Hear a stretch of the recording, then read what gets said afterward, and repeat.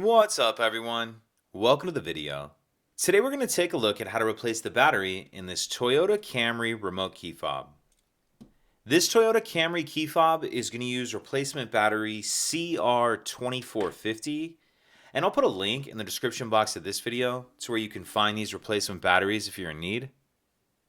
So the first thing I'm going to do is grab my key fob and remove the emergency key that's in the bottom of it. That's done by pressing this release on the back of the fob that my finger's on, and then the emergency key will pull out like that. Now if we take a look at the bottom of the key fob, near where this key just slid out of, we see there's this slot right here that I'm touching with the end of the key. And if you notice, the end of this key has a little bit of a lip on it. So what I'm going to do is take my key and stick it in that slot like that, make sure it's all the way pushed in. Then I'm going to twist the key like I'm opening a lock. And as I do that, you can see it splits the case apart. Go ahead and pull the back off the case, and now we see our battery right here. And I'm going to use the end of the key to get under the edge of the battery and pop it out of that holder.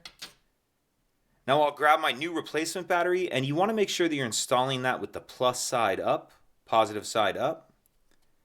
And I'm going to tuck this edge in first, like that. And then snap the battery down into place. Make sure your circuit board is sitting down in that clear rubber piece where it needs to be. Then we can snap the two halves back together, slide our emergency key back in, and that's it.